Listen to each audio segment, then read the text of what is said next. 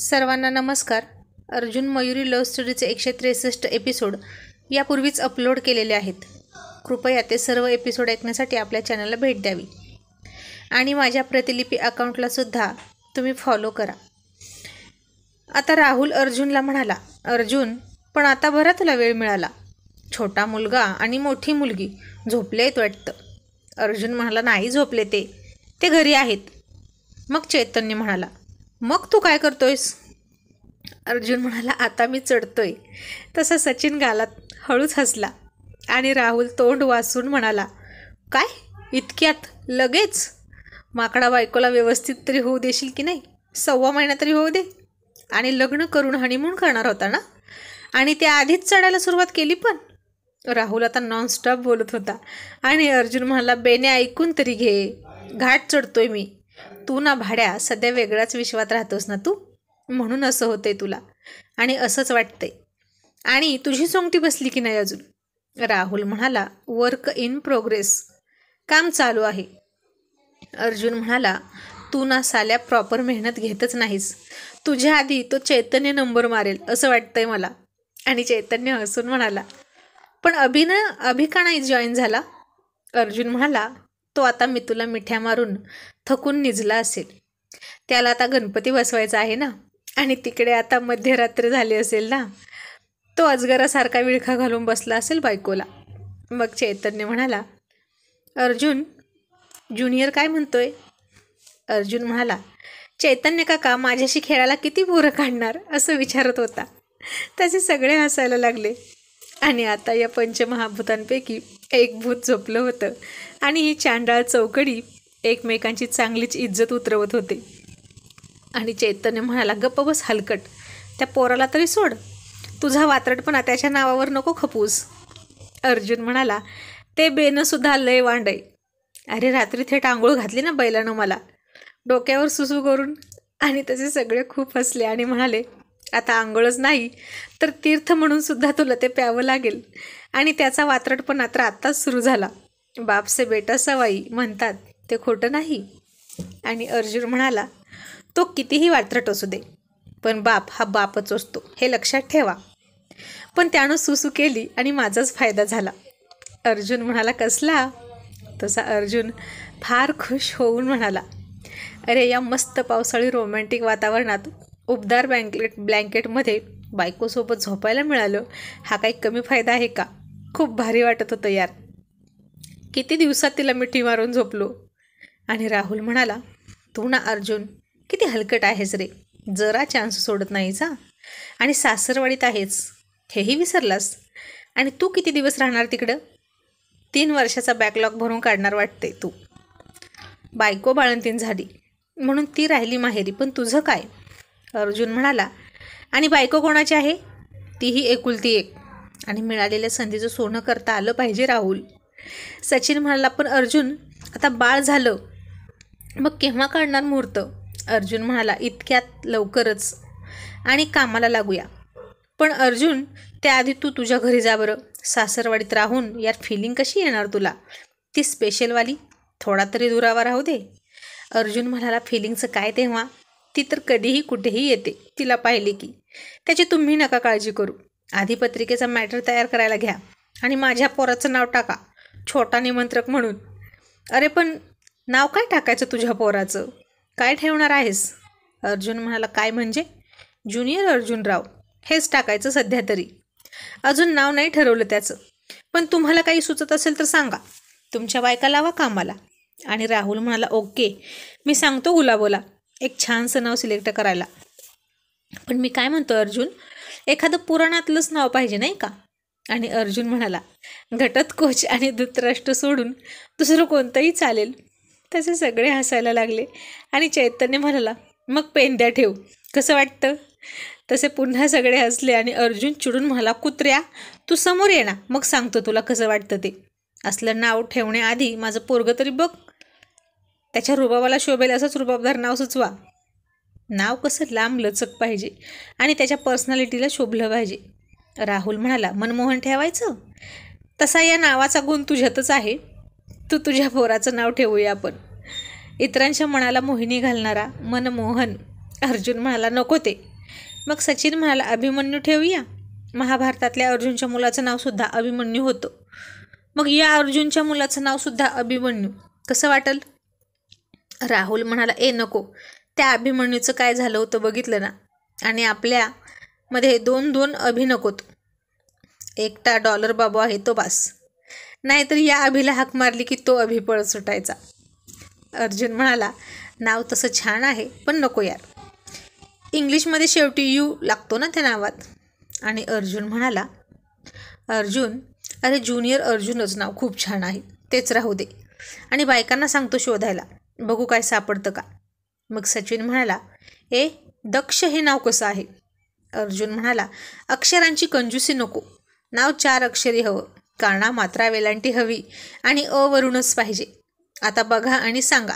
आणि मॉडर्न नावं तर नकोतच मला, भारदस्त नाव पाहिजे यार, जे आत्ताच्या काळात आकर्षक वाटेल. अरे मग काम सोपं झालं असं म्हणून राहुल म्हणाला, चला संपला आमचा लंच ब्रेक, भेटू रे, असं म्हणून सगळ्यांनीच फोन कट केला. अर्जुन आणि सचिन त्यांना जिथं जायचं होतं तिथं पोहोचले. त्यांची मीटिंग सुरू झाली समोरच्या पार्टीसोबत. आणि आता इकडे बाळाच्या पोटात कळ मारून ते रडत होतं आणि सारखी शी करत होतं, खोकतही होतं थोडं थोडं. आणि आई म्हणाली, मी तर तुला काहीच तिखट आंबट खायला दिलं नाही, मग खोकला का आला बाळाला? आणि तिच्या लक्षात आलं की सकाळी लिंबू पिळलेले पोहे आणि मिरची खाल्ली ना तिनं. आणि ती घाबरली. आई पुन्हा अर्जुनरावांनाच बोलणार म्हणून ती गप्प बसली आणि म्हणाली, आई अगं पाऊस पडत आहे ना, किती बघ ना पाऊस पडतोय, वातावरणामुळे खोकत असेल. आई म्हणाली, मयुरी पण त्याच्या पोटात कळ मारत आहे गं, तुझ्या खाण्यात काही तिखट आलं होतं का गं? मयुरी म्हणाली, आई तुला कसं कळालं की त्याला कळ मारतंय? आई म्हणाली, अगं शी करताना तोंड आंबट करत आहे गं तो, किती त्रास होतोय त्याला बघ, दिसतंय की. त्याची आतडी लहान असतात, म्हणून जपायचं असतं. त्याला त्रास झाला की सगळ्यांना त्रास होतो. त्याला बोलता तरी येतं का? मग ते रडून सांगतं ना त्याचा त्रास. असं म्हणून आईनं घरगुती उपाय केला. ओवा गरम करून त्याची छाती शेकत होती. आणि मयुरीने कानाला खडा लावला की यापुढे अजिबात असं करायचं नाही. आणि अर्जुन घरी आला. त्याच्या अंगात जर्किन होतं आणि ते ओलं झालं होतं. ते तसंच घेऊन तो आत रूममध्ये आला. ती म्हणाली, अहो काय हे, कसे भिजलात? गाडी असूनही? तो म्हणाला, अगं काही कपडे आणायला दुकानात गेलो होतो, पाऊस होता त्यातच भिजलो. हे बघ बाळासाठी अजून गरम कपडे आणले आहेत मी. ती म्हणाली, अहो मला का नाही फोन केला? तो म्हणाला, का गं, तुला काही हवं होतं का? ती म्हणाली, हो ना, मला फिडिंगचे गाऊन हवे होते. मी आपल्या घरून काहीच गाऊन आणले नव्हते. मला वाटलं नको घालायला, पण आता सवय झाली आहे आणि आता कधी एकदा गाऊन घालीन असं झालं आहे. आणि जर्किन काढत काढत अर्जुनराव चावटपणा करत म्हणाले, आणि मला कधी एकदा गाऊनमध्ये घालीन असं झालं आहे. आणि तिनं दरवाजातून बाहेर पाहिलं आणि म्हणाली, काय जिभेला हाडबीड आहे की नाही, नालायक कुठले, कोणीतरी ऐकलं तर? अर्जुन तिला डोळा मारत म्हणाला, आता मुळाक्षराच्या. आणि ती म्हणाली, माहीत आहे तुमची सगळी मुळाक्षरं आणि बाराखडी माहीत आहे मला. आणि ते जर्किन असंच घालून बसला गाडीत? तो म्हणाला, हो. ती म्हणाली, म्हणजे गाडीसुद्धा ओली केली ना तुम्ही? अरे देवा, कसले हो वेंधळे तुम्ही. अर्जुन तिला गप्प बसवत म्हणाले, गप ग, नको त्या गोष्टीचा विचार करत बसते हां तू. तुला गाडी पुस असं म्हणालो का मी? नको तिथे डोकं चालवू नकोस. गाडी महत्त्वाची की नवरा? एवढा सही सलामत घरी आलो तर तुझं आपलं दुसरंच काहीतरी. आणि ती म्हणाली, म्हणजे काय झालं होतं? अर्जुन म्हणाला, काय नाही. ती म्हणाली, नक्कीच काहीतरी आहे, सांगा ना. ट्रॅफिकमध्ये अगं एक गाडीवाला अंगावर येता येता राहिला आणि मग ती फार काळजीत पडली. तो म्हणाला, हे बघ, म्हणून मी तुला काही सांगत नाही. काही झालं का मला? नाही ना, नको टेन्शन घेऊ. मग ती म्हणाली, अहो आता ते बाथरूममध्ये तरी ठेवा ना, किती पाणी गाळताय. आणि अर्जुनराव पुन्हा चावटपणा करत म्हणाली, बायको अगं दिवसच पाणी गाळायचे आहेत आपले, मग गाळू दे ना, टिप टिप टिप. एकदा का तरुण पण संपलं की पाणी पण आटणार. तशी ती पुन्हा हसली आणि म्हणाली, तुम्ही कधीच सुधारणार नाही ना, निर्लज्ज कुठले. अर्जुन म्हणाला, अगं पावसाळ्याचे दिवस आहेत तर ढगाला कळ लागून पाणी गळणारच ना, असं म्हणत होतो मी. तू पण ना सारखी आपल्या भोळ्या भाबड्या नवऱ्यावर संशय घेत असतेस. ती म्हणाली, माहीत आहे तुम्ही किती भोळे भाबडे आहात, दुसऱ्या कुणाला तरी जाऊन उल्लू बनवा. तो हसला आणि म्हणाला, अगं तुझ्या इतकी उल्लू असून तरी मला भेटलीच नाही. आणि मयुरी म्हणाली, माकड कुठले. तो म्हणाला, नवऱ्याला शिव्या घालतेस, हे शिकवलं का तुझ्या आईनं तुला? तुझ्या आईला विचारू का? आणि ती घाबरून म्हणाली, नको ना नको. मग तो म्हणाला, मग सांग, आहे की नाही तू उल्लू? कोण आहेस? आणि ती म्हणाली, तुमची बायको. अर्जुन म्हणाला, ते तर तू आहेसच ग. पण आता मी काय म्हणालो? कोण आहेस तू? ती पुन्हा म्हणाली, तुमचीच बायको. मयूर नीट सांग, तू उल्लू आहेस की नाही ते सांग. बोल, कोण आहेस तू? त्यानं परत एकदा विचारलं आणि ती पुन्हा एकदा म्हणाली, तुमची आणि फक्त तुमचीच बायको. आणि अर्जुन नकारार्थी मान हलवत हसत म्हणाला, नुसती बायको नाही, स्मार्ट बायको. मग दोघे हसायला लागले. आता अर्जुन आणि बाबा हॉलमध्ये बसले होते. बाबा म्हणाले, अर्जुन, मयुरी झोपली आहे का? तो म्हणाला, हो. का हो बाबा? बाबा म्हणाले, अरे तुझी बायको जागी असली की तू येतच नाहीस माझ्याशी गप्पा मारायला. दोघेच गुलुगुलू बोलत असता. अर्जुन हसला आणि म्हणाला, काय करू बाबा, आम्ही सवयीचे गुलाम आहोत. सवय आहे ना आम्हाला एकमेकांसोबत गप्पा मारायची. बाबा म्हणाले, सवयीचे गुलाम की जोरू का गुलाम? तसा अर्जुन गालात हसला. मग त्या दोघांच्या मुंबईच्या फॅक्टरीविषयी गप्पा चालल्या होत्या. अमितचं अर्जुन खूप कौतुक करत होता आणि आईनं चहा दिला त्यांना आणि म्हणाले, अहो उद्या बेंदूर आहे, बाजारातून 2 मातीची बैलं घेऊन या. आणि बाबांनी नेहमीप्रमाणे नंदी बैलासारखी मांडव लावली आणि म्हणाले, हो आणतो. सासूबाई किचनमध्ये गेल्या आणि अर्जुन म्हणाला, बाबा बाजारातून बैल आणायची काय गरज आहे? बाबा म्हणाले, अरे सण आहे ना उद्या आणि खरे बैल कुठून आणायची? आता कुठे पूर्वीसारखी बैल आहेत. अर्जुन म्हणाला, आपण दोघे आहोत, चालेल की. आपणही आपल्या बायकांसमोर बैलासारखी मान हलवतच असतो ना लग्न झाल्यापासून. आणि हे ऐकून बाबा खूप हसायला लागले आणि म्हणाले, हे बाकी अगदी खरं आहे बरं का तुझं. आणि आई आली आणि म्हणाली, काय झालं हसायला, का हसताय? ते हसत म्हणाले, अगं तुझ्यासाठी उद्या पूजन करायला 2 बैलांची सोय झाली. आई म्हणाली, तुम्ही तर बाजारातही गेला नाही आणि कुठून आली बैलं? बाबा म्हणाले, मी आणि अर्जुनच आहे की. उद्या आम्हालाच गळ्यात रस्सी बांधून खुंटीला बांधून पूजन कर हां. तरी आमची हरकत नाही, नाहीतर लग्न झाल्यापासून तुमच्याच होला हो नाहीला नाही असं नंदी बैलासारखं मान हलवतच आहे की नाही. आता आईसुद्धा हसली आणि म्हणाली, ईश्य काय हो तुम्ही पण. इतक्यात मयुरी उठली आणि तिने अर्जुनला हाक मारली, अहो इकडे या. तो गेला आणि सासूबाई म्हणाल्या, हे नक्कीच अर्जुन म्हणाला ना? बाबा म्हणाले, हो. तू कसं ओळखलं? अहो तुम्ही आजपर्यंत असं कधी बोलला नाही आणि असल्या भन्नाट कल्पना त्यालाच सुचतात. जावयाच्या नादी लागून लेक तर बिघडलीच, आता तुम्हीही बिघडा, म्हणजे काही बघायलाच नको. आणि बाबा म्हणाले, अगं किती हुशार आहे आणि हजरजबाबीसुद्धा. त्याला सुचतं खरं असं मिश्किल विनोदी बोलायला. तो असला की बोर होतच नाही बघ. आता मला कळतंय मयुरी का आपली आठवण काढत नाही. असा जोडीदार असल्यावर आयुष्य म्हणजे एक सुंदर हिरवळीने रंगबिरंगी फुलांनी सजवलेला रस्ताच की, ज्यावरून प्रवास करताना कधीच कंटाळा येत नाही. तो प्रवास सतत करावाच असं वाटतं. माझी लेक खरंच खूप नशीबवान आहे. व्यक्तिमत्व असावं तर असं बहारदार, दिलखुलास, सर्वांना हवं हवंसं वाटणारं. अगं आता मलाच तो माझ्या मित्रासारखा वाटायला लागलाय, जावई असूनही.